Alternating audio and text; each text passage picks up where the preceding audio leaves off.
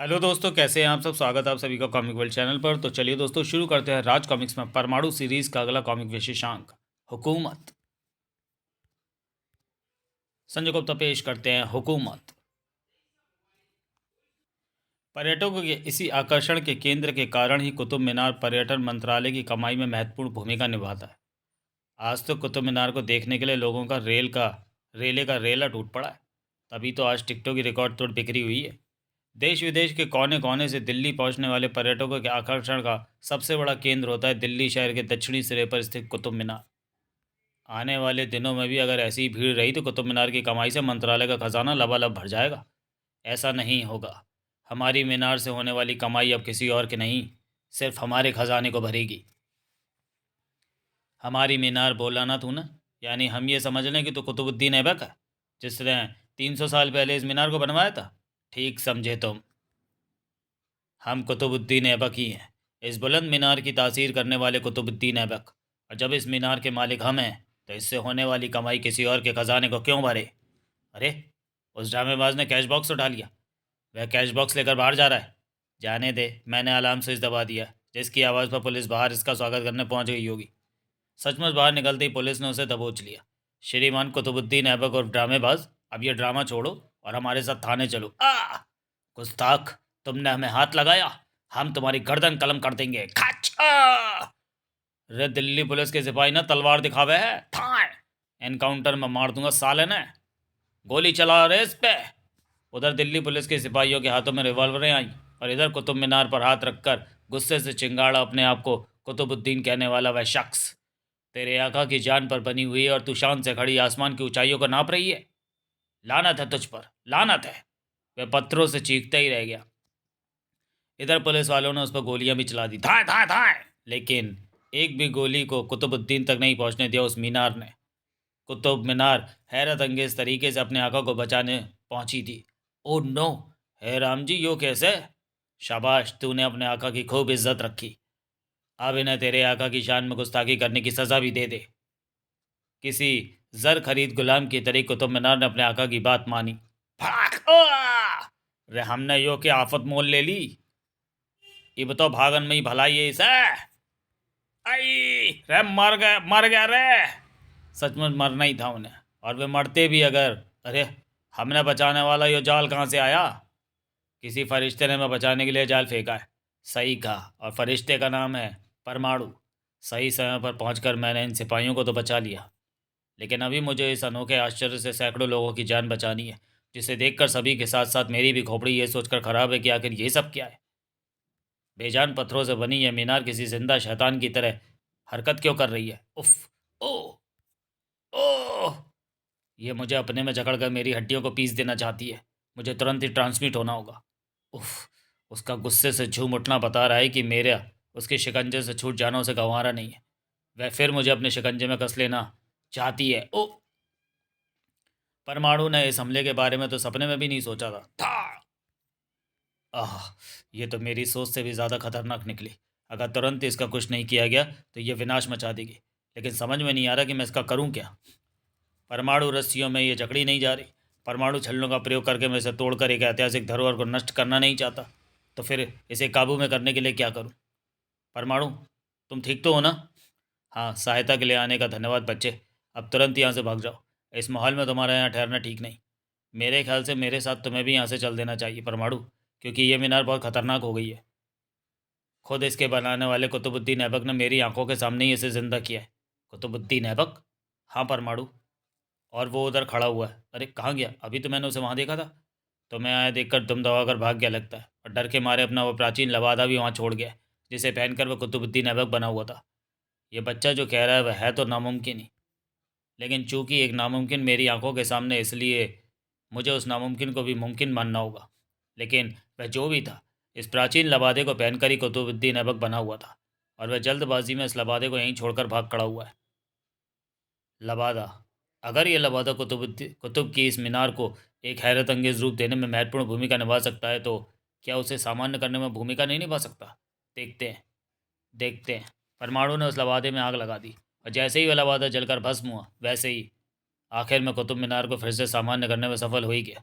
अब मेरे पास समय है कि मैं ये सोचूं कि कौन था वह जो राख हो चुके लवादे को पहनकर खुद को कुतुबुद्दीन ऐबक साबित कर रहा था, जिसके किस्से इतिहास की किताबों में और खुद सैकड़ों साल पुरानी कब्र में दफन है। ओह, ऐसा तो एक ही आदमी कर सकता है। इतिहास, सिर्फ इतिहास। उसी में प्राचीन इतिहास और उससे संबंधित चीज़ों को जिंदा कर देने की अनोखी शक्ति है। तो क्या इतिहास ये सब करने के लिए काला पानी जेल से फिर फरार हो गया? ऐसी कहीं खबर तो नहीं। मुझे इस रहस्य को जानने के लिए काला पानी जेल पहुंचना होगा। काला पानी जेल, आधुनिक सुरक्षा इंतजामों से भरी वह जेल जिसमें जाने के बाद अपराधी का अपने कर्मों की सज़ा पाए बिना बाहर निकलना नामुमकिन है। लेकिन इस जेल के इतिहास को इतिहास नामक अपराधी ने एक बार नहीं कई बार कलंकित किया है। अभेद समझी जाने वाली इस जेल को भेद कर इतिहास कई बार फरार हुआ है। इसलिए इस बार इस जेल में इतिहास के लिए एक ऐसी विशेष सेल बनाई गई है जिससे इतिहास की आत्मा भी फरार नहीं हो सकती। इसलिए मैं मान ही नहीं सकता कि परमाणु परमाणु की कुतुब मीनार से संबंधित जिस घटना की हम बात कर रहे हैं उसमें इतिहास का हाथ हो सकता है। और ये है मेरी बात का सबूत। इस स्पेशल सेल में पहले की तरह बंद है इतिहास। यहाँ से इसके शरीर की गंध भी बाहर नहीं गई। अगर इतिहास यहाँ बंद है तो ऐतिहासिक वस्तु को जिंदा कर देने वाला वह कौन है? वह जो भी था एक नए रूप में मौजूद था।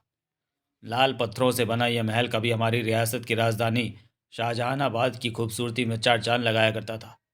आज लोगों ने न सिर्फ हमारे शाहजहानाबाद का नाम बदलकर दिल्ली कर दिया है, बल्कि हमारे महल को भी लाल किले का नाम दे दिया है। और तो और, हमारी हुकूमत में जहाँ इस महल के दरवाजे सभी के लिए खुले हुए थे, आज उसमें घुसने के लिए लोगों से पैसा भी वसूला जा रहा है। ये हमारा महल है, इस सारे पैसे के हकदार हम हैं। कौन है तू? जवाब में मौत गुर्राई। शाहजहानाबाद के बादशाह मुगलिया शहनशाह से सवाल करता है, गुस्ताख। हम इस महल के बादशाह हैं, यहाँ की हर चीज़ हमारी है। यहाँ वही होगा जो हम चाहेंगे। अब इस किले की और उसकी सुरक्षा की जिम्मेदारी मिलिट्री की है, इसलिए यहाँ वही होगा जो मिलिट्री चाहेगी। ऐसा है तो होशियार दुश्मनों, मौत बरसेगी तुम्हारे ऊपर। ब्रूम आ! Oh no! पुरानी तोपें गोले उगलने लगी। ब्रूम ब्रूम ब्रूम! बचो इनसे! तुम बचाओ अपनी जान, तब तक हम अपने महल के हर चप्पे का मुआयना करके आते हैं। इधर शाहजहाँ टहलता हुआ किले के अंदर की तरफ बढ़ा। इधर उन तोपों ने तेजी से घूमकर हमें अपना निशाना बना लिया और हमारे पास बचने का कोई रास्ता नहीं। तोप गोले उगलने ही वाली है। अब हम तोपों के गोलों का शिकार बने ही बने। हमारे चिथड़े उड़े ही उड़े। अरे, ये तो तोपों के ही चिथड़े उड़ गए। ब्रूम! किसने किया ये? मैंने। लेकिन वर्षों पुरानी इन तोपों को जिंदा करने का काम किसने किया? शाहजहाँ ने। और वो अंदर गया। शाहजहाँ? कुतुबुद्दीन ऐबक के बाद ये शाहजहाँ क्या मुसीबत है?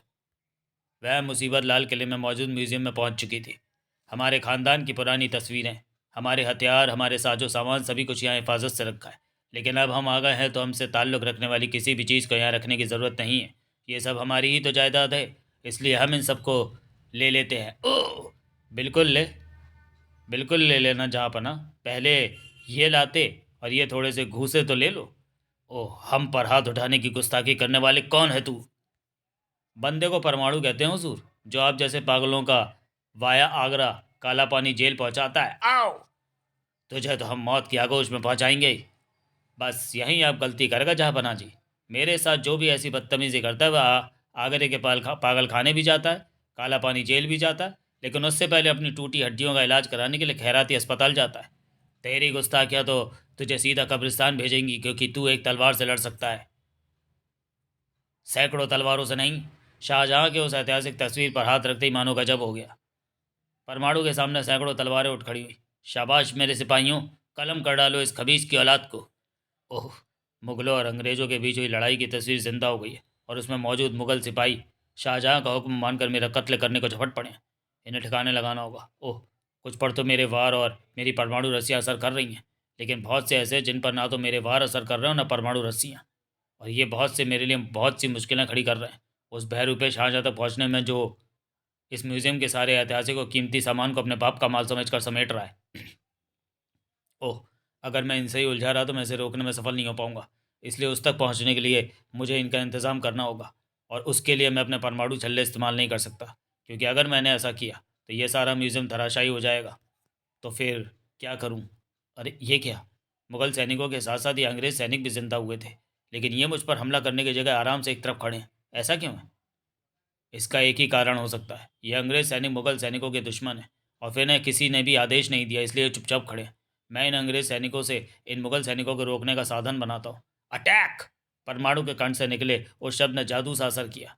अगले ही क्षण था आ अंग्रेज मुगल सिपाहियों से भिड़ चुके थे और परमाणु धड़ाक। लगता है तेरी किस्मत में हमारे यहाँ तो हलाक होना लिखा है।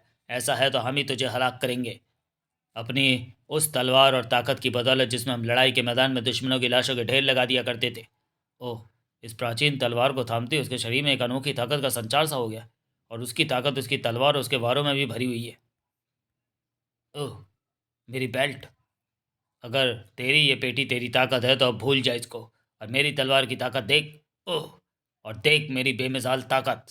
परमाणु को लगा जैसे हाथी उसके शरीर से टकराया हो। अगले ही पल परमाणु ने उस हाथी को अपने सीने पर सवार पाया। ओह, अपने खुदा को याद कर, ताकि मौत के फरिश्ते तुझे आराम से उसके पास ले जा सके। उफ, उसकी पकड़ इतनी मजबूत है कि मुझे हिलने भी नहीं दे रही, और उसकी तलवार है कि पल प्रतिपल मेरी सांसों को हिलाने मेरी गर्दन की तरफ बढ़ रही है। मेरी ताकत इसकी शैतानी ताकत के आगे बेअसर है। मेरी बेल्ट मेरी कमर पर नहीं, इसलिए ना तो मैं अपने आप कुछ कर सकता हूँ और ना रोबोट, और इस सबसे ये पक्का है कि हालात मेरे विरुद्ध हैं और मौत मेरे सामने। ओह, ऐसे में ये सिर पर क्या आ गिरा? ये तो कोई पुरानी पेंटिंग है जिसमें शायद किसी राजा को किसी आदमी द्वारा कैद किए जाने का खूबसूरत दृश्य बना हुआ है। ये ऐसे में मैं कहाँ पेंटिंग के बारे में सोचने लगा। अपनी जान बचाने की सोचूं, ये पेंटिंग मेरी जान नहीं बचा पाएगी। ये पेंटिंग ही मेरी जान बचा पाएगी। शायद इसलिए ऊपर वाले ने इसे मुझ पर गिराकर मुझे जान बचाने का मौका दिया। ये अलग बात है कि मैं इस मौके का इस्तेमाल कर पाता हूँ या नहीं, और ऐसा करने के लिए मुझे इस तस्वीर पर इसका हाथ रखना होगा ताकि ये तस्वीर ज़िंदा हो जाए। काम तो ये बहुत मुश्किल है, लेकिन जिस ऊपर वाले ने मुझे बचने का रास्ता सुझाया वह मुझे इतनी भी ताकत देगा कि मैं इस मुश्किल को आसान कर सकूं। परमाणु शाहजहाँ के हाथ को तस्वीर तक पहुँचाने में सफल हो गया, लेकिन उसके चक्कर में वह अपनी मौत को और पास ले आया था। हा हा हा, तेरी बेवकूफ़ियाँ तुझे मौत के दरवाजे पर लेकर पहुँच गई हैं। एक पल बाद ही तू मौत के दरवाजे के अंदर होगा। हा हा हा। अरे, इस हंसी को अब अपने हलक में ही घोंट लो अब्बा हुजूर, क्योंकि आपकी यह हंसी अब कैद खाने की दीवारों की जीनत बनेगी। कौन? औरंगज़ेब। वह औरंगज़ेब जिसने शाहजहाँ का बेटा होते हुए तख्तो ताज के लिए उसे कैद करके कैद खाने में डाल दिया था, ये तेरे ही हाथों से जिंदा होकर तस्वीर से निकला है और फिर से जिंदा हुआ है। औरंगज़ेब भला ये कैसे बर्दाश्त कर सकता था कि उसकी आंखों के सामने उसका बाप आज़ाद घूमे? अब इस औरंगज़ेब की कैद में ही तू जेल पहुँचेगा। ऐसा नहीं होगा। अगर हम किसी को ज़िंदा कर सकते हैं तो उसे फना भी कर सकते हैं। मैं तो अभी ज़िंदा हूँ ना। उफ़, तुझे तो ये काली भस्म हमारी परछाई भी नहीं छूने देगी। मेरी आँखें।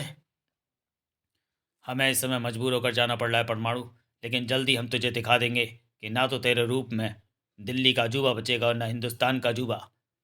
मेरी आँखें। परमाणु कुछ नहीं कर पाया जब तक उसकी आंखों की असहनीय पीड़ा खत्म नहीं हो गई। उफ, एक पल के लिए तो ऐसा लगा था मानो मेरी आंखें फूटी गईं।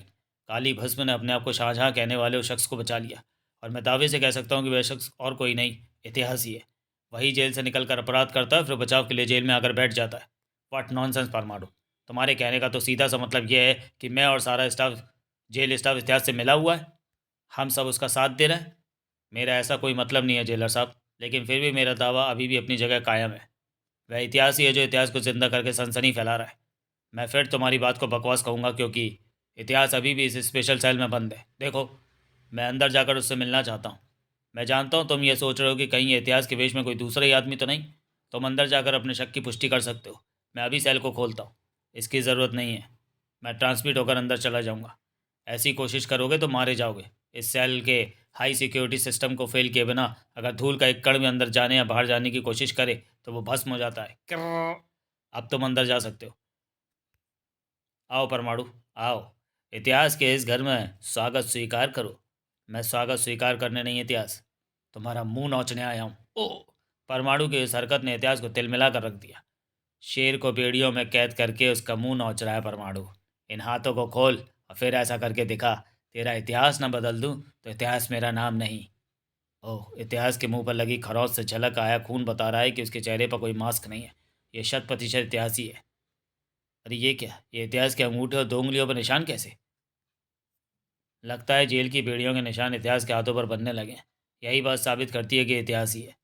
एक बार फिर वही सवाल परमाणु के सामने आ खड़ा हुआ। अगर वह इतिहास नहीं तो और कौन है? और इस समय कहाँ होगा? और मुझ जैसे दिल्ली के अजूबे को ख़त्म करने के लिए क्या कर रहा होगा? अजूबा? Oh my God! शायद मुझे पता है इस समय वह कहाँ होगा। दिल्ली से लगभग 200 किलोमीटर दूर स्थित आगरा।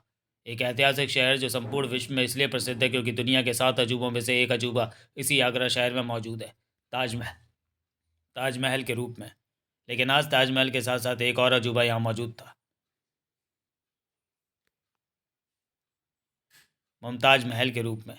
ये हमारी मोहब्बत की सरासर बेअदबी है। हमें इसकी अब और बेअदबी बर्दाश्त नहीं, इसलिए हमारी यादगार में बनी मोहब्बत की इस अजीम निशानी को लोगों ने दौलत के लिए तजारत का सामान बना दिया। हमारे गुलामों, ये हमारी मोहब्बत की सरासर बेअदबी है। हमें इसकी अब और बेअदबी बर्दाश्त नहीं, इसलिए हमारे गुलामों, मुगलिया सल्तनत की इस अजीम व शान निशानी को यहाँ से उठाकर ऐसी जगह ले चलो जहाँ सिर्फ हम हों और ये हो। रुक जाओ, तुम ऐसा नहीं कर सकते। हम ऐसा ही करेंगे और हमें कोई रोक नहीं सकता। कोई नहीं। ओह, मेरे बारे में क्या ख्याल है मोहतरमा परमाणु? तू यहाँ भी आ पहुँचा? शायद ना पहुँचता अगर तूने मेरे साथ साथ हिंदुस्तान के अजूबों को भी ख़त्म करने की बात ना की होती, और मेरे दिमाग में ये बात ना कौंधी होती कि अगर दिल्ली का अजूबा मैं हूँ तो हिंदुस्तान का अजूबा ताजमहल है, और तू इसे ख़त्म करने मुमताज़ के रूप में यहाँ मौजूद है। सही सोचा तूने, लेकिन ये नहीं सोचा कि यहाँ पहुँच तेरा सामना मौत से भी हो सकता है। जहाँ मौत सामने हो वहाँ तो परमाणु ज़रूर पहुँचता है, क्योंकि उसे मौत से दो दो हाथ करने और उसके दांत खट्टे करने में बड़ा मज़ा आता है। तेरी ये हरकतें बता रही हैं गुस्ताख इंसान कि तू नहीं चाहता कि हमारी मोहब्बत की ये निशानी हमारे हाथों ताउम्र महफूज रहे। तू इसे हमारे हाथों फना ही करवाना चाहता है, तो ऐसा ही सही। ताज फना होगा यहाँ की ज़मीन की गहराइयों में सदियों से सोए संग खजूरों के पेट में। ओह, संग यानी पत्थरों को खाने वाले ये संग खजूरे बड़े बड़े पहाड़ों को चट कर जाने की कुव्वत रखते हैं।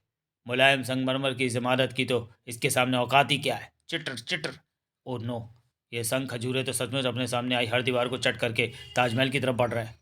मुझे इन्हें रोकना होगा, नहीं तो ये सचमुच ताज को चट कर जाएंगे। ओह, बड़े चालाक हैं ये संग खजूरे। मेरे इतने सारे परमाणु छल्लों की चपेट में कुछ ही आए। चलो, इनकी संख्या कुछ तो कम हो रही है। हाँ, इस तरह तू चंद संग खजूरों को ही खत्म कर पाएगा, लेकिन उससे उनकी तादाद में कोई खास फर्क नहीं पड़ने वाला। उसका कहना सही है। इनकी संख्या इतनी ज़्यादा है कि ये ताजमहल को चट करने का अपना काम पूरा कर डालेंगे। मुझे इन्हें ख़त्म करने के लिए कुछ और ही सोचना होगा, और वो भी ऐसा कि ये सब एक ही झटके में ख़त्म हो जाए। लेकिन ऐसा कैसे होगा? एक तरीके से होगा, लेकिन उसके लिए मुझे कुछ देर के लिए यहाँ से जाना होगा। भाग गया? अच्छा हुआ, वरना संग खजूरे उसे भी चट कर जाते। ओह, ये क्या? ये अचानक आसमान से क्या बरसने लगा? इसे पेट्रोल कहते हैं, और इसके बारे में प्रसिद्ध है कि यह अत्यंत ज्वलनशील होता है। मैंने यह पेट्रोल की बारिश इसलिए की है ताकि मैं इसमें वह आग लगा सकूं जो तुम्हारे संग खजूरों को ठीक ऐसे भून कर रख देगा। ची चिटर चिटर। ओह, जैसे पॉपकॉर्न भूनते हैं। ओह, तू ये नज़ारा देख, लेकिन मेरी परमाणु रस्सियों के इस जाल में कैद होकर मैं अभी आया। संग खजूरों को पेट्रोल की आग ने खत्म कर दिया है, लेकिन ये आग और उसका धुआं ताजमहल के दूधिया पत्थर को नुकसान पहुंचा सकती है। इसलिए मुझे तुरंत ही इसे बुझाने का भी इंतज़ाम करना होगा, और उसके लिए मुझे पास ही मौजूद यमुना नदी के किनारे से रेत लाकर उससे इस पेट्रोल की आग को बुझाना होगा। थोड़ी देर बाद ही आग बुझ चुकी है। अब मुझे परमाणु रस्सियों के जाल में फंसी मुमताज़ को देखना होगा और उसकी असलियत जाननी होगी। ओह, वह तो परमाणु रस्सी के जाल से निकल भागी। उसके हाथ से निकलने के बाद अब मेरे पास आगरा में करने के लिए कुछ नहीं रह गया। मुझे वापस दिल्ली लौटना चाहिए। कई जिम्मेदारियां उसका इंस्पेक्टर विनय के रूप में इंतज़ार कर रही थी। सर, रात हमने यमुना के शहरे और दुबले पतले एक आदमी की लाश बरामद की है। उसके पहनावे और हालात से पता चलता है कि उसके आदमी की आर्थिक स्थिति ठीक नहीं थी। शायद इसलिए उसने यमुना में कूदकर आत्महत्या कर ली। इसकी शिनाख्त का कोई ज़रिया? इसके कपड़ों वगैरह की तलाशी में तो कुछ नहीं मिला, लेकिन फिर भी मुझे लगता है कि मैं जल्दी इसकी शिनाख्त करने में सफल हो जाऊंगा। कैसे? इसके अंगूठों और आगे वाली 2 उंगलियों पर मौजूद इन निशानों की बदौलत, जो ये साबित करते हैं कि ये आदमी लेखन से संबंधित कोई कार्य करता है। ऐसा कैसे कह सकते हो तुम? देखिए सर, जब हम लिखने के लिए पेन पकड़ते हैं तो हम पेन को अंगूठे के बीच और आगे वाली 2 उंगलियों के साइड से पकड़ते हैं। अब आप अंदाज़ा लगाइए कि जो आदमी सारा दिन पेन का इस्तेमाल करेगा, क्या उसके हाथों में निशान नहीं पड़ेंगे? पड़ेंगे, एग्जैक्टली पड़ेंगे। बिल्कुल पढ़ेंगे, एकदम पढ़ेंगे। अरे, आप एक कहाँ चल दिए सर? तुम्हारी तरह मुझे भी अंगूठे और उंगलियों पर बने दबाव के ऐसे ही निशानों से किसी की शिनाख्त करनी है। फ़र्क यह है कि तुम्हें एक लाश की शिनाख्त करनी है और मुझे एक ज़िंदा इंसान की, और वो ज़िंदा इंसान ये। लेकिन ये असल में क्या है, ये जांच के बाद ही पता चलेगा। यहाँ तो जांच से कुछ हाथ नहीं लगा, और ना यहाँ। लेकिन मुझे अपनी जांच बंद नहीं करनी होगी, क्योंकि मेरा दिल कहता है कि इसी रास्ते के किसी मोड़ पर मुझे खड़ी मिलेगी सफलता। Planet history books limited. हाँ, इस आदमी को तो हमारे ऑफिस का बच्चा बच्चा जानता है। सुरेन नाम है इसका, हमारी हिस्ट्री बुक्स का राइटर। इतिहास के बारे में हमेशा लिखते रहने का ज़बरदस्त शौक था उसे। उसे इस बात की कोई परवाह नहीं थी कि हमारा प्रकाशक उसे उसकी किताबों का क्या देता है। वह तो बस लिखता ही रहता था, लिखता ही रहता था। लिखते लिखते अचानक एक दिन कहाँ गायब हो गया, किसी को पता ही नहीं चला। मैं शायद जानता हूँ तुम्हारी हिस्ट्री बुक राइटर इस समय कहाँ है। काला पानी जेल में। आओ परमाणु आओ। इतिहास एक बार फिर अपने इस स्पेशल सेल में तुम्हारा स्वागत करता है। इस बार तुम्हें इस सेल में मेरा ही नहीं, इस इतिहास, इसे मासूम बच्ची का भी स्वागत करना होगा, जो इस छोटी सी उम्र में हार्ट कैंसर जैसी बड़ी बीमारी के साथ जी रही है। गज़ल। हाँ, इस बच्ची का नाम गज़ल ही है, और तुम हो इसके पिता सुरेंद्र सिंह, महेंद्र सिंह उर्फ इतिहास के जुड़वा और हमशक्ल भाई। नहीं, सच्चाई यही है, और तुम इस बच्ची को पहचान कर तुम इस सच्चाई को साबित भी कर चुके हो। तुमने ये सब कैसे जाना? तुम्हें राइटर साबित करने वाले तुम्हारे अंगूठे और उंगलियों के निशानों की बदौलत। ये निशान इतिहास के व्यक्तित्व से मेल नहीं खाते थे, क्योंकि जो हाथ लगाते ही इतिहास को जिंदा करने का इतिहास हंसता है, उसे इतिहास लिखने का शौक हरगिज़ नहीं हो सकता। मेरा सोचना सही निकला, और मैं असलियत तक जा पहुंचा। और तुम्हारी असलियत तक पहुंचने के बाद खैराती अस्पताल में भर्ती इस बच्ची तक पहुंचकर उसे लाना कोई मुश्किल काम नहीं था। हाँ, मैं सुरेंद्र हूँ, अपने अपराधी भाई महेंद्र सिंह का हमशक्ल भाई। मुझे अपने भाई और उसके कर्मों से नफरत है, लेकिन फिर भी मुझे नरक में ही आना पड़ा, इस बच्ची की खातिर। मुझे इसके इलाज के लिए ढेरों रुपया चाहिए था। महेंद्र को जब इस बात का पता चला तो उसने एक दिन मुझे उस कचहरी में बुलवा लिया जहाँ उसकी पेशी की तारीख थी। मैं उससे वहाँ मिला तो उसने मुझसे कहा, तुम्हें अपने बेटी के इलाज के लिए ढेरों रुपया चाहिए, और मुझे जेल से बाहर आने का मौका। अगर तुम मेरा साथ दो तो हम दोनों के काम हो सकते हैं। मुझे क्या करना होगा? तुम हूबहू मेरे जैसे हो। अगर तुम मेरी जगह जेल चले जाओ तो मैं आज़ाद होकर तुम्हारी बच्ची का इलाज करा सकता हूँ। नहीं, मैं ऐसा नहीं कर सकता। ओह, तो तुम सोच रहे हो कि इतिहास लिखकर और पन्ने काले करके तुम अपनी बच्ची की ज़िंदगी बचा लोगे? नहीं मेरे भाई, नहीं। ऐसा इतिहास लिखकर नहीं, सिर्फ इतिहास रच कर ही हो सकता है। और ये इतिहास तुम नहीं, सिर्फ मैं रच सकता हूँ, सिर्फ मैं। उसकी बातों में दम था। तर्क की कसौटी पर खरी उतर रही थी उसकी बातें, जिन्हें मुझे मानना ही पड़ा। और इस तरह तुम इतिहास बनकर जेल में आ गए और उसे आज़ाद होने का मौका दे दिया। हाँ, लेकिन आज मुझे लगता है कि ये सब करके मैंने बहुत गलत किया, क्योंकि आज़ाद होते ही वह इस बच्ची के इलाज की बात भूल गया। उसके दिल में इस बच्ची के लिए कोई भावना नहीं है, क्योंकि वह जानता है कि इस बच्ची को मैंने अनाथ आश्रम से गोद लिया है। ओह, एक ऐसी बच्ची के लिए इतना बड़ा त्याग जो तुम्हारा अपना खून नहीं है। कुछ रिश्ते खून से भी बढ़कर होते हैं परमाणु, और इस रिश्ते के लिए मैंने जो किया मुझे उसका कोई दुख नहीं। दुख है तो सिर्फ इस बात का कि मैंने एक अपराधी की मदद की। तुम्हारी भावनाएं बहुत नेक है सुरेंद्र, और तुम्हारी इन्हीं भावनाओं की कद्र करते हुए मैं तुम्हें अपनी ज़मानत पर जेल से रिहा करवाने का तो वादा करता ही हूँ, साथ ही इस बच्ची का अपोलो जैसे अति आधुनिक अस्पताल में इलाज करवाने का भी वादा करता हूँ। जल्दी। तुमने अपना वादा निभाया परमाणु। मौका मिला तो तुम्हारा ये एहसान ज़रूर चुकाऊंगा। परमाणु का यह कारनामा भी दुनिया की नज़र में आए बिना नहीं रह सका, और परमाणु की यह तलाश जल्दी खत्म हो जाएगी जब मैं उसे लाश बना लूँगा। इस कब्रिस्तान में सोई उन लाशों को जागाकर जो सदियों पहले मरकर इन कब्रों में पहुंच चुकी है, लेकिन दुनिया तबाह करने के उनके शैतानी मंसूबे आज भी जिंदा हैं। परमाणु। यस प्रॉबोट। फ़ौरन ही सदर बाज़ार रेलवे स्टेशन पहुंचो। वहाँ रोंगटे खड़े कर देने वाला नज़ारा मौजूद है। नज़ारा रोंगटे खड़े कर देने वाला नहीं, रूहों को कपा देने वाला था। Oh no! भड़ाक! ये कौन है जो रेल के डिब्बों को तिनके की तरह उछाल रहे हैं और मजबूत लोहे के डिब्बों को गाजर मूली की तरह खा रहे हैं? धड़ाक! मुझे इन्हें रोकना होगा। ओह ये क्या? परमाणु छल्ले इनके शरीर से टकरा रहे, लेकिन फिर भी ये जिंदा है। ना सिर्फ जिंदा है बल्कि अपने शैतानी कामों को ऐसे अंजाम दे रहे हैं जैसे उन्हें कुछ हुआ ही नहीं। क्या चक्कर है ये? चक्कर सीधा सा है परमाणु। ये सभी मुर्दा हैं, सदियों पहले ही मर चुके हैं। उन्हें तू अभी क्या मारेगा? इतिहास? अब जब तू सारी असलियत जान चुका है तो मुझसे तो तुझसे छिपाना भी बेकार है कि इस बार जेल से आज़ाद होकर मैंने तुझे मारने की जगह सबसे पहले ऐतिहासिक इमारतों से इकट्ठी की हुई दौलत उड़ाने की योजना बनाई थी। लेकिन तूने हर बार बीच में आकर मुझे बता दिया कि मैं गलती कर रहा हूँ। मुझे सबसे पहले तुझे ही खत्म करना चाहिए, क्योंकि तू खत्म होगा तभी मेरे रास्ते की हर अड़चन खत्म होगी। इन मुर्दों को मैंने तुझे ही मुर्दा बनाने के लिए ज़िंदा किया है। ओह, अब ये सभी मुर्दे मुझे ही दबोचना चाहते हैं। मुझे इनकी पकड़ में आने से बचना होगा। ट्रांसमिट होने के बाद परमाणु जैसे ही रिफॉर्म हुआ वैसे ही ओह, ये शैतान मुझ पर हमला करने की जगह मेरी कमर से क्यों जा लिपटे? क्योंकि मैंने इसे बताया हुआ है कि अगर परमाणु को वश में करना है तो सबसे पहले उसकी कमर से बंधी बेल्ट को वश में करना होगा। ये वही कर रहा है। अब ये उसकी ड्यूटी है कि ये अपनी शैतानी ताकत से तेरे हाथों के साथ साथ किसी भी आवाज़, किसी भी तरंगों को तेरी बेल्ट तक ना पहुंचने दे। और तेरी हालत बता रही है कि ऐसा करने में कामयाब भी हो रहा है। ओह सचमुच, मैं अपनी बेल्ट तक ना अपने हाथ पहुंचा पा रहा हूँ ना आवाज़। यानी मेरी बेल्ट का अब कोई भी फंक्शन काम नहीं कर रहा, सिवाय मेरी उड़ने वाले फंक्शन के। और ये फंक्शन भी सिर्फ इसलिए काम कर रहा है क्योंकि इसका संबंध मेरी ड्रेस के सर्किट से है। ओह, तो तू अभी भी उड़ पा रहा है परमाणु, लेकिन मेरे ख्याल से तेरी उड़ने वाली ये क्षमता तेरी जान नहीं बचा पाएगी, क्योंकि जिंदा हुए ये मुर्दे तुझे परकटे कबूतर की तरह नीचे ला पटकेंगे। देखा? उफ। अब तू नहीं उड़ेगा परमाणु, तेरे शरीर को छोड़कर तेरी जान उड़ेगी, और इसी के साथ रच जाएगा एक ऐसा इतिहास जिसे दुनिया हजारों सदियों तक नहीं भूल पाएगी। कितना मूर्ख है तू महेंद्र। हर पल नया इतिहास रचने के जुनून में तो अपना ही इतिहास भूले बैठा है। सुरेंद्र, मेरा हमशक्ल भाई, यहाँ मेरे किस इतिहास को बताने आया तू जिसे मैं नहीं जानता।